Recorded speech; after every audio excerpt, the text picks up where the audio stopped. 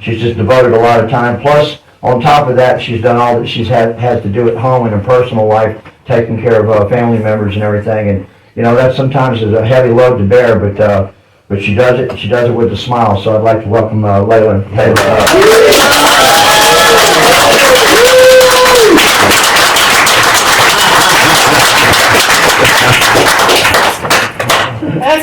my name is Layla Ashley, and I'm a real full-blooded alcoholic. I don't say that to compare myself or be unique, but I have to say that out loud to another person and to God, because the day I forget that same voice will be in my head, tell me it's okay, I can get drunk today, and nobody will know. So my default nature is I'm very nervous. I hope y'all don't mind if I say the third step prayer. No, take your time. God, I offer myself to thee to build with me and do with me as thou wilt. Relieve me of the bondage of self that I may better do thy will. Take away my difficulties, that victory over them may bear witness to those I would help of thy power, thy love, and thy way of life. May I do thy will always. This nervousness, the drinks had got away. That was, I get shaky and all that. But, so the praying is what kept me away from AA. I was in detoxes and all that, and I would always stand out of the room. And the praying, I thought God was mad at me. I thought I was a hopeless sinner. I do call my higher power God. It's not the same God I grew up with. It's not the one I was scared of. He talked to me through y'all. It's by the grace of God that I'm standing here. Drugs and alcohol have been in my life since I was in my mom's belly. Let's see. To me, an alcoholic, a lot of people say, I thought an alcoholic was the man under the bridge with the brown paper bag. To me, an alcoholic is somebody that I know loves me with all their heart, and I beg them to stop drinking, and they can't do it. And I was never going to be like that, never. But that's exactly who I turned out to be. Let's see, I grew up, born and raised in Charlotte, North Cackalack, Queen City. That is my home. Some people don't like Charlotte, but I love it. Grew up, we were really poor. In a dumpy trailer park. My dad is the hardest worker I've ever known, but they had 2 little girls in the early 80s. And It was just hard to get ahead, There's a lot of chaos. I used to blame stuff on my childhood until I heard stories in AA. My childhood was rainbows and unicorns, I can't blame, that's not what made me drink. I was a tomboy. The girls would be getting their hair done and their nails did, and I just wanted to go climb a tree. I was a big tomboy. I hung out with my dad and grandpas and uncles and my godfather, and that's who I really looked up to. And all of them drank very heavily, and that's just what we did, I could not wait to grow up and be just like them. I've always been, now I see it's fear, the doctors call it anxiety and panic, but it was just fear and worry. I've had these worry wrinkles since I was 5. I'm not kidding. I worried a lot. Let's see, I remember my first bout of alcoholic behavior. I was probably 8 or 10 years old, and my little sister got put in the hospital. She had mono and strep throat all at the same time, and she was in bad shape. And she came home, and the next day, I woke up with a fever and a cough, and my mom gave me this prescription syrup that was meant for my sister because she thought I was getting what she had and that would make me better. I will never forget how that syrup made me feel. It's like all of a sudden everything was okay. I never felt okay until that warm, fuzzy feeling. And I remember I got up the next day and I wasn't sick, but I kept opening the fridge and looking at that bottle like, oh, I want more. I want more. I want to change the way I feel. And I knew right from wrong. My sister was sick and she needed that medicine, but I kept peeking in the fridge and there's still some in there, still some in there. Then my sister got all better. There was still some in there.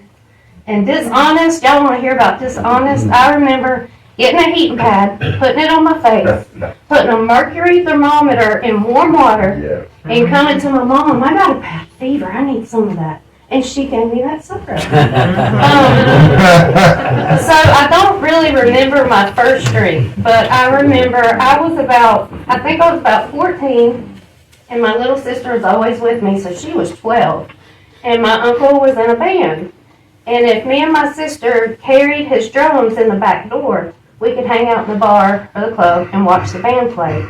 And I remember one time this older man bought me a shot.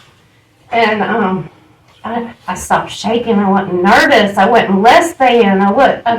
You know what it does to us. That is what I sought the rest of my life, was to feel like those first couple shots, chasing the dragon. And I did very well for myself. I was really good in high school. I got my CNA by 10th grade. I worked full-time 11th and 12th grade because I wanted to be like my dad. And, I wanted nice things, so I had to make the money. I had a really good work ethic, but I used drugs are in my story. I could have a long run with drugs and stop as long as I had that king alcohol. I always ended up back at alcohol. So then I got out of high school, and me and my best friend and her boyfriends moved to Surfside Beach. And I was on top of the world. We rented a house. There were 7 adults and 2 big dogs and a 2-bedroom, 1-bath house. Wow. And we had air mattresses. And air mattresses and big dogs don't mix. You wake up on the floor. And we had a really good time. I could go on a drunk-a-log, but I really don't want to do that. Also, Oxycontins hit the street. And I realized I had to get out of there. So I called my daddy, and I said, I got to come back to Charlotte. There's too much temptation here. So he was going to meet us at the house with a U-Haul, and this is how my life was. And I thought this was fun and okay. He shows up at our house with a U-Haul, and there's no car there because me and my best friend went out the night before drinking, came out, and our car was towed, and she got arrested for public intoxication. So he's pounding on the door, and I'm there. I don't know where my best friend is. I don't know where the car is. I thought that was okay. I thought it was funny, It's just the insanity of it. So we moved back to Charlotte, and it was more of the same. We had a nice house. I was that pride, I was doing well for myself. Yet there was not a day that I was sober. I was never sober. I could keep a job. I could get a job. I could work my butt off. But at the end of the day, I never laid my head down sober. I was very selfish. I was never going to get married. I was never going to have kids. If I did get married, he was going to have black hair, blue eyes, and sideburns. When I was 23, and I wanted to go out. None of my friends could go out, so I went to a place called Mingles over near Boardwalk Billy's. And I'm sitting at the bar, and somebody buys me a drink, and I look over, and he's got black hair, blue eyes, and sideburns. And I guess that was my Prince Charming #1, some ladies say.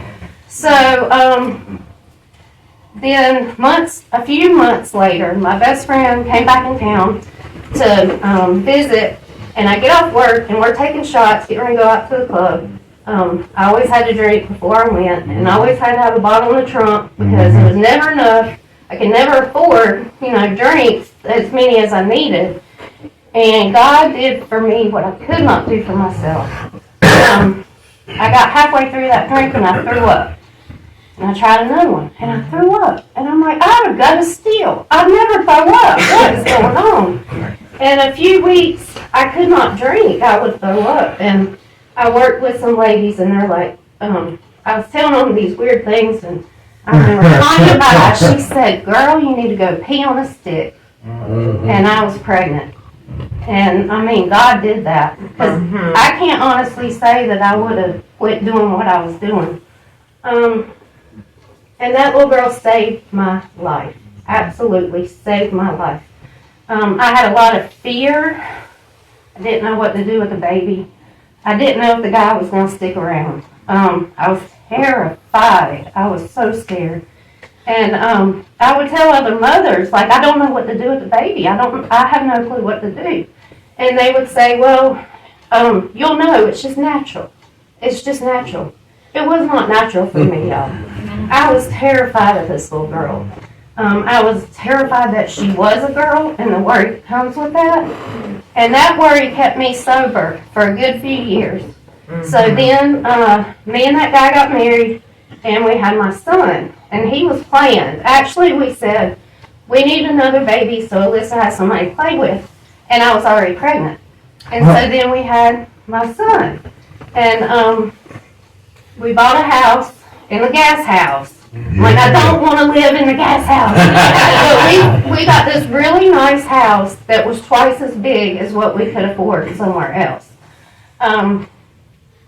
So we moved there, and my husband worked out of town Monday through Friday, and y'all, I was terrified. I was so scared, and I don't know why. I just, fear, I don't know if y'all remember Pastor James, God rest his soul. Yeah. Fear is false evidence appearing real. And you fight that with faith, fearing in this house. And I remember my grandmother, she planted the seed of a higher power in me. And she taught me gratitude. I would stay with her, and they had no air conditioning. It was my favorite place to be.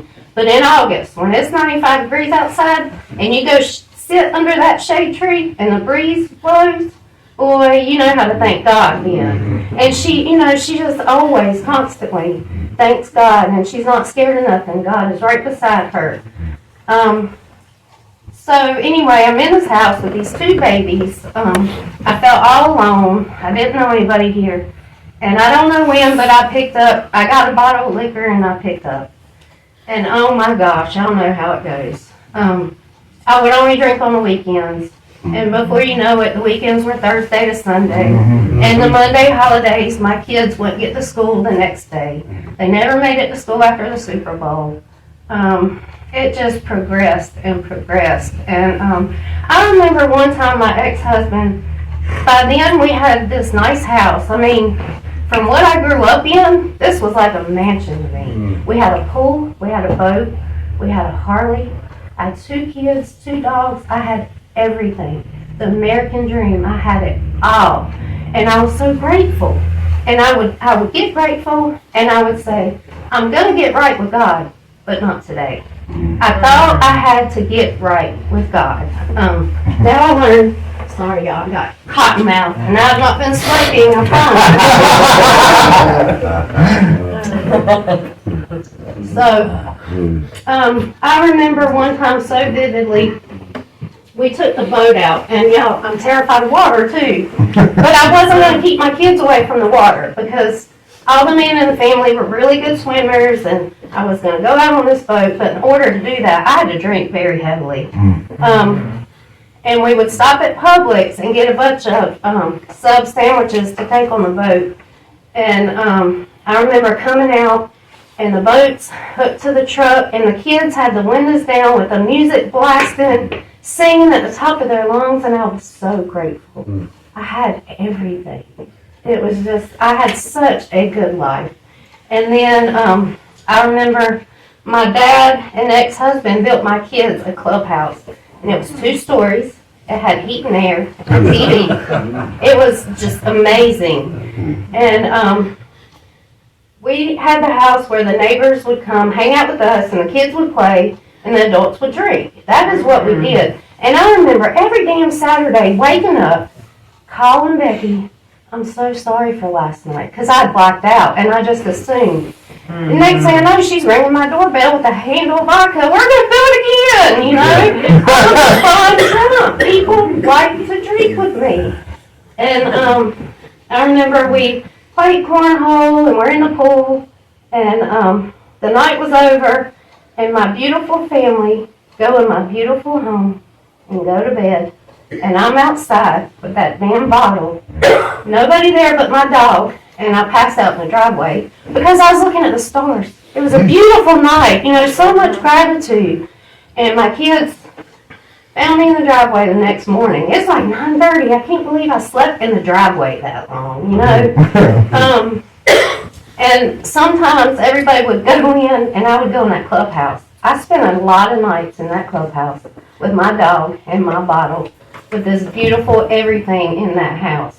And I was choosing alcohol over them over and over. I remember when I was young, my dad, he'll admit he's one of us, and he has not had a drink in like 5 or 6 months. And one time my son told me he didn't believe in God because he cried and prayed every night that his mom would stop drinking, and I never did. I only got worse. I remember saying that same prayer about my dad. But my dad, he calmed down. He switched to beer. He didn't have consequences that I did. He didn't, I had a very good career. I was a medical transcriptionist, and when my babies were little, they let me have my own home office, and I made really good money working from home, didn't have to pay for daycare. I ended up working in the psychiatry field, and what I would do, I had headphones in, and I would type what the doctor said about every single patient. And it was psychiatrists, so there were a lot of alcoholics. And I would type about the DTs that the doctor saw. And, I have this bottle in my drawer that I have to take a swig of in order to type, to stop shaking. I was in such denial. I love denial. Don't even notice I'm lying. Some of my family would notice I was shaking, so I went to the doctor, and there's a familiar tremor in my family, and I told everybody that's what it was. I'm just going to shake. And I'd make up these medical diagnoses to lie about my drinking. My ex-husband, since he worked out of town a lot, I hid a lot from him. And my poor kids kept a lot of secrets. There was one day, right in front of our house was a little short dead-end road, and one of my drinking buddies lived there. And her kids grew up with mine, so there were a lot of nights we got together. This was a school night, and she was already sloshed, and I went down there, and we decided to walk up to my house, and she fell in the road. And it's a dead-end road, it's not like a busy street. I could not get her up, and it was hilarious. We were just laughing our butts off, so I fell with her. But my kids come down and see us laying in the middle of the road, and we can't get up. And that had to be so scary. So my ex-husband was in Florida. He couldn't do anything. She called my mom and dad, and they weren't too intoxicated to do anything. And just, I said I was never going to do that. How did I do that? And I spent so much time trying to figure out when I crossed that imaginary line. But it's just a waste of time because I can't go back. I can't undo it. So I blacked out driving. I was supposed to be picking my kids up at Carowinds, and I ended up in the Palisades neighborhood. I don't know how. Somebody called and reported an erratic driver, and I don't remember what happened after that. The cop got my phone, called my husband to come get me, and I came to on my back deck, and my kids come walking up the steps and walk in front of me, and that pitiful and incomprehensible demoralization the big book talks about. Whew. Also, the 4 horsemen. What is it? Frustration, despair. Is it on my mind? Terror, bewilderment, frustration. Yes, I woke up to that every morning for so many years. I don't even know how many years it was. Sometimes I try to do the Google Photos memories and the Facebook memories and try to figure out, when I crossed that line. There are years of my life that I have no recollection of. I have permanent short-term memory damage that has gotten a lot better. But still, my memory is pretty... I have this here. It's supposed to be reading off of, because I'll be talking and I just forget what I was talking about. Okay, so that blackout while I was driving was in 2016. Thanksgiving, 2017, we started spending Thanksgiving at a mountain house a friend had, and we would go for Thanksgiving there. And I got blackout drunk and don't remember anything, and my ex-husband had to cook everything. And my mom and dad were there, and they all saw it. They finally saw how bad I was. And I come back, and it's Sunday after Thanksgiving, and my dad and my ex-husband and my dear friend that's like a brother to me sat me down and had an intervention. And I wasn't wanting to hear any of it, especially because 2 hours later, I hear the beers popping in the kitchen and the ice and the Yeti, and you're going to tell me I got to stop and you got a damn drink in your hand? Really? That was so hard. It was so hard to be around it for me to stop and still be around it. So the next Thanksgiving, the same old story. I blacked out the whole Thanksgiving. And the Saturday after, my ex-husband comes in with a 6-pack of Corona, and he says, we are going to drink 3 beers apiece, and we are done.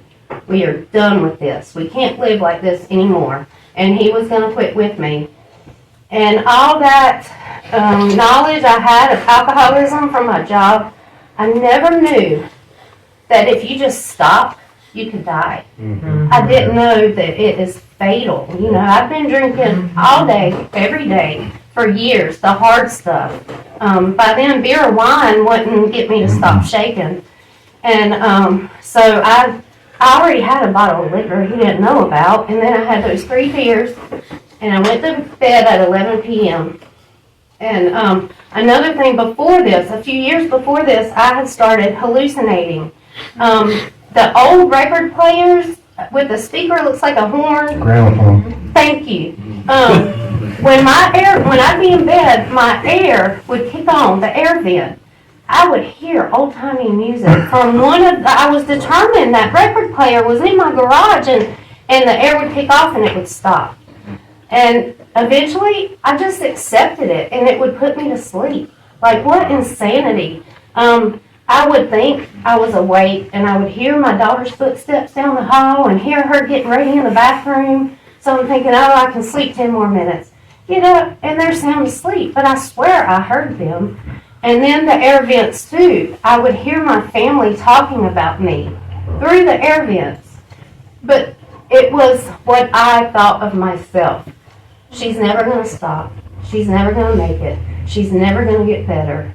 I realize now that it was DTs and it was hallucinations, and I had to drink a little bit to drive. I mean, I couldn't figure out the gas and the steering, and I just was shaking, trembling all over.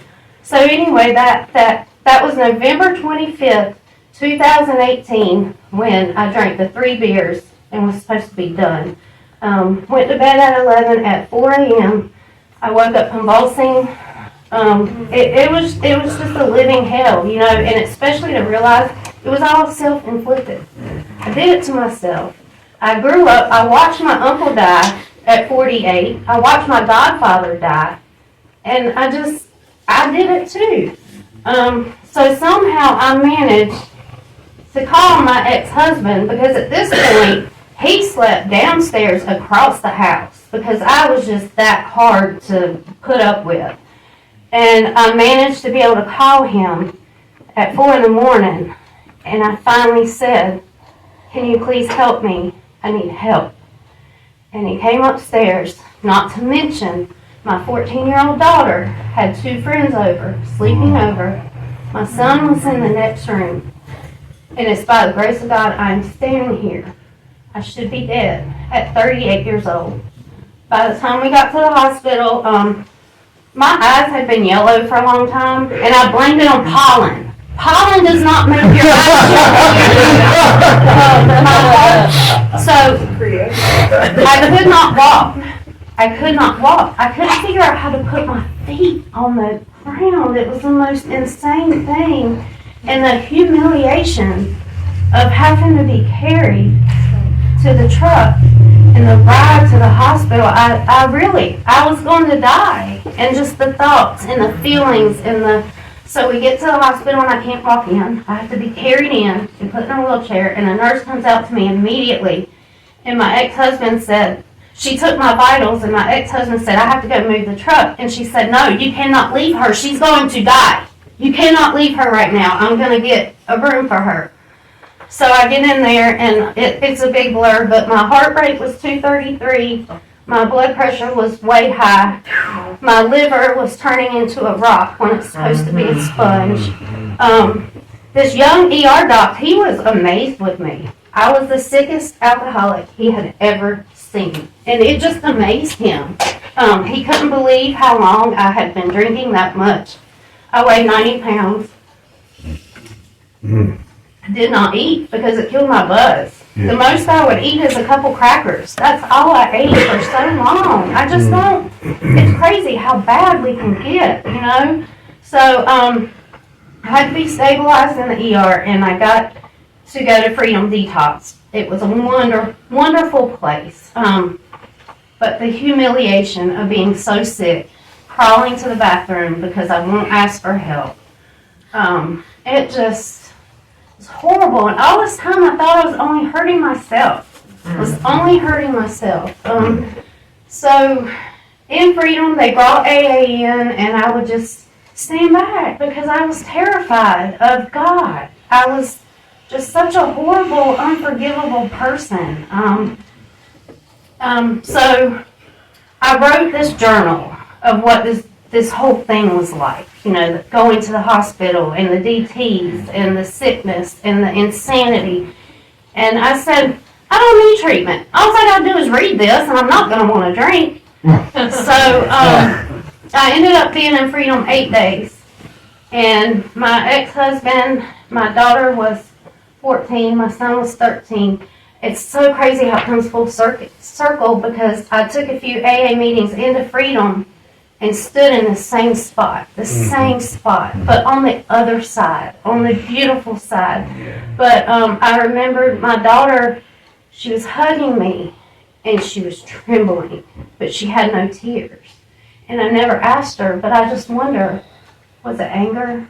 Was it fear? You know, I realized then I was hurting everybody I loved, especially those kids. Oh my gosh. So I got out, and I made it today, 18, and ended up at the liquor store. Just the insanity of it.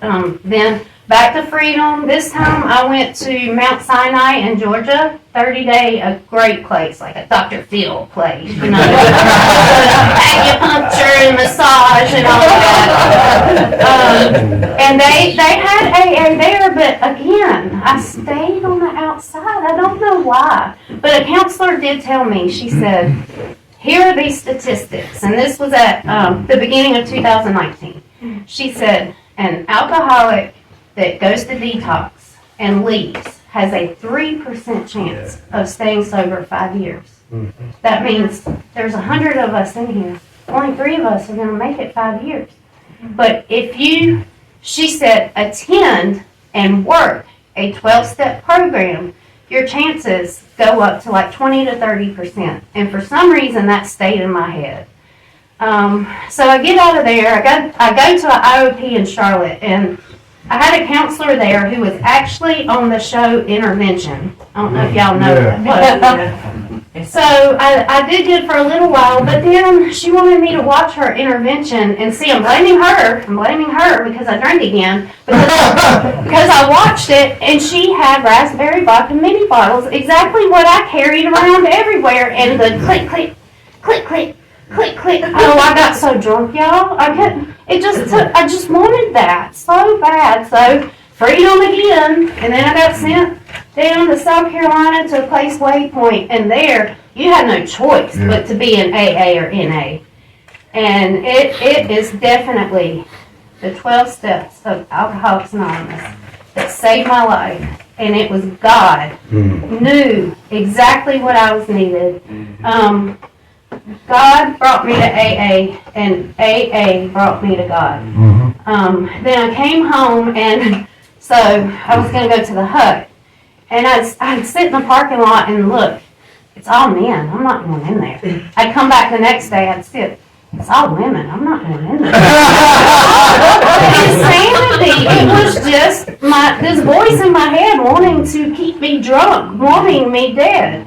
So I finally, y'all, I really feel like I crawled. That little church parking lot to that little yellow hut was long for somebody shaking, like, I mean, just, and y'all know at the hut, they have the seat right by the door. And that's where I sat. And I don't know what was said. I don't remember who was there. But I remember for the first time in my life, there was hope. And if y'all could stay sober just today, just make it, I couldn't make it one day. If y'all could do that, there is definitely a power out there, so much greater than me.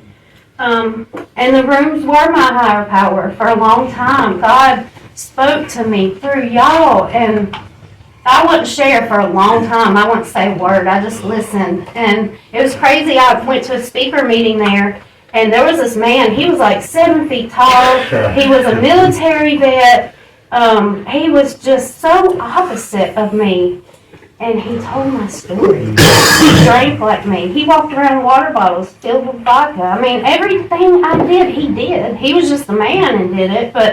I did this all alone. I never said out loud that alcohol's got me, and I can't, it won't let go of me. I can't handle this. And Miss Debbie Plummer, oh my God, I miss that woman. But she would put you in your place. I told her, I don't want to go because these ladies laugh at me and they talk about me, and Layla, you're not that damn important. It was the truth. It was all these excuses to not go to AA. And so spiritual experiences. I told a lady, I had a hard time finding a sponsor. I'd ask a lady and she'd say, I can't, but my sponsees can. She's just been through the steps. And I don't know this lady. And the first time I called her, she was drunk. And then, like, that kept happening. And I'm not saying that to talk bad about a sponsor or AA at all. I'm saying keep coming back. Because eventually, it took what it took. It took a lot. But I met this woman in Charlotte. And I'll talk about her in a minute. Where was I? I was talking about the hut and Debbie Plummer. Oh, the spiritual experiences. So I was going to go with my ex-husband, and we were going to be normal and get on a Harley and go to the Harley shop in Rock Hill. And he had decided, he can drink. He don't have the problem. And I realized I'd never been on the back of a Harley sober, and it was terrifying. How am I going to do this? And then I think it might be called like Iron Saloon or Iron Thunder. It's right there. And he's like, well, I'm going to have a few drinks there. Like, okay, whatever. And I didn't know how I was going to do it. How was I going to do this? How was I not going to drink? And I go to that Harley shop, and there's high top tables, and they have free coffee. And there's an old timer from the hut, and some guys sitting at that. And it's anonymous, so I'm like scared to look at him again, and I shouldn't act like I know him, and I can't say hey. I didn't want to drink. That was God doing for me what I could not do for myself. There was another time I made it like 90 days in March. God knew what he was doing. I'm speaking in March, because every March I've ever been sober, I want to drink because it's spring and the weather gets nice and it's time to celebrate and it's beautiful and I want to drink. It was in March. I dropped my kids off at Carolyn's and somebody else was going to pick them up. And I wanted to drink so bad I didn't know what to do with myself. And I stopped at a gas station and I grabbed 4 tall Coronas. And that's what I could fit in my arm. And I don't drink beer, but I was going to drink. Nothing was going to stop me from drinking, y'all. And I'm standing there with these, and there's a tall man in front of me, and he goes to pay for his stuff. He takes his wallet out of his back pocket, and a 10-year medallion drops on the floor. Oh, wow. And I know it was a 10-year medallion because I bent down and picked it up, and we made eye contact, and I said, that's a beautiful medallion. And he said, I think so too. And we made eye contact, And there was a twinkle in that man's eyes. And his smile was true and pure and happy. You know the drunk smiles. We all know. Somebody smiling like that. Oh boy. And all of a sudden those 4 Coronas, they were too heavy. It was like cinder blocks. I could not hold them anymore. I had to put them down, and I ran out. And I sat in my car and I sobbed and I sobbed. But it was not the tears of the deep, dark prison of alcoholism. It was gratitude. Because that day was too damn beautiful to drink. And it's because God put that man in front of me. You can't make this stuff up. There was another time, I've really changed my ways, y'all. I was actually listening to Christian music, and I was on the pity pot, feeling sorry for myself. And there's a song, and it's supposed to be God saying, I will send out an army to find you. And I had the audacity to ask God, where's my army? And I'm at a red light, and that same old timer that was at the Harley shop is at the red light beside me. It's my army. But you know what? I want to be y'all's army too. Because y'all have loved me and believed in me way before I ever could. Let's see, I didn't bring it, but okay, here's another spiritual experience. So, that 20-year marriage, down the drain. And other than quitting drinking, I cannot describe to you how hard that was. But I got through it with the women in this program. They held my hand through it. And they taught me I can hold God's hand anywhere I go. When I would go get my stuff out of my home, it was unbearable to leave, and I'd have to pull over and sob. But my sponsor told me, sing God first. The whole time you're driving there, ask God to go to that house first. And I was able to leave there and not hurt. It didn't hurt. Like I have to grieve that 20-year. I have to grieve it, but this program, I'm telling you, it's nothing but miracles. But here's another thing. It was in March. It was actually March 31st. We were at the old clubhouse, and God knew what He was doing. We go in at the 2 o'clock, and it's time to silence your cell phones.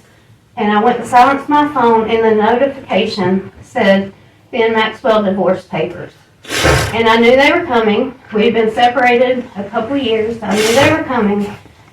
But it was like my whole life flashed in front of me. My whole family, my whole home, my whole everything. It was all gone, and it was all my fault. It was all alcohol. And I quietly started crying. And the man that was sitting beside me is in here today. He sort of elbowed me, and I just showed him my phone, and he saw it. And then somebody's sitting beside me, and they read this daily reflection. March 31st. No one denied me love. On the AA calendar, it was year 2. A newcomer appeared at one of these groups. He soon proved that his was a desperate case, and that above all, he wanted to get well. He said, since I am the victim of another addiction, even worse stigmatized than alcoholism, you may not want me among you. That's from 12 and 12, page 141, 42. I came to you a wife, mother, woman who had walked out on her husband, children, family. I was a drunk, a pillhead, a nothing. Yet no one denied me love, carrying a sense of belonging. Today, by God's grace and the love of a good sponsor and a home group, I can say that through you and Alcoholics Anonymous, I am a wife, a mother, a grandmother, and a woman. Sober, free of pills, responsible. Without a higher power I found in the fellowship, my life would be meaningless. I am full of gratitude to be a member of good standing in Alcoholics Anonymous. And I was hysterical, but I was silent, and I was not going to make that meeting be about me. And I said God knew what He was doing, because what if I would have seen that when I was driving? My mental state, I kind of drove off the bridge. You know, I had destroyed my life. So I didn't want to, the meeting needed to happen without me. So I got up and I walked out on the porch at the old clubhouse, And I just sat there and sobbed. And a few minutes passed, and one man comes walking out. It was a total of 5 people. I think it was 2 ladies and 3 men. And they just walked out and sat there. They didn't say anything. I just cried. But they were there, and they didn't hate me. And I just had that support I've never had in my life. I can't tell you what AA has done for me, and I did not want to be with y'all weirdos. I did not. She ended up absolutely saving my life. And so, let's see.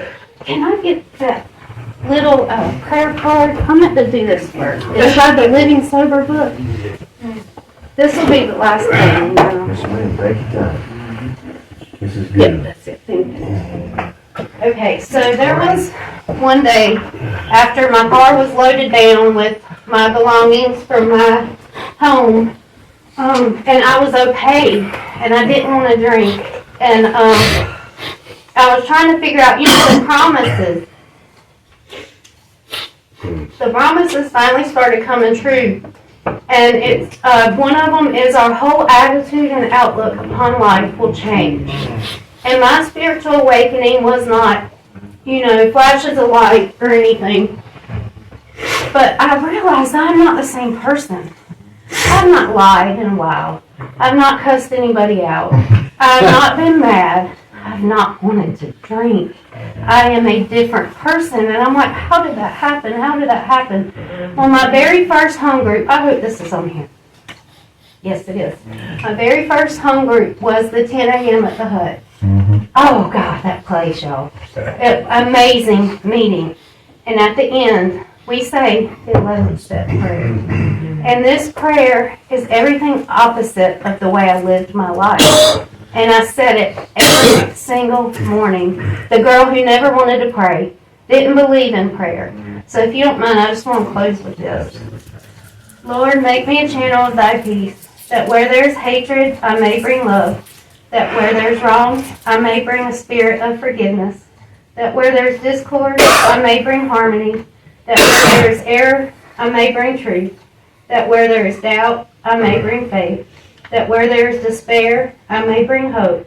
That where there are shadows, I may bring light. That where there is sadness, I may bring joy.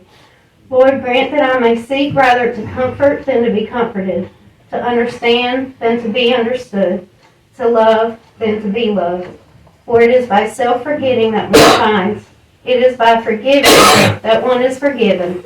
It is by dying that one awakens to eternal life. Amen. Amen. So if you are new, I don't care what you've done. I don't care what you've been through. Just please keep coming back, because there is love in these rooms that I have never experienced it before. I was so beaten and battered and broken, and I caused it all myself. And I don't know, these people, I needed a reference for the peer support thing, and I was so scared to ask because I burned so many bridges. And it's just amazing. And the text, people check on me now, and I check on people, and we generally care. And a lot of us are, we're criminals, and we're the bottom of the bottom, the outside world thinks. But there's a lot of strength and beauty in here, and you can come back from anything, and we love you, and you need to keep coming back. Thank you all for being here.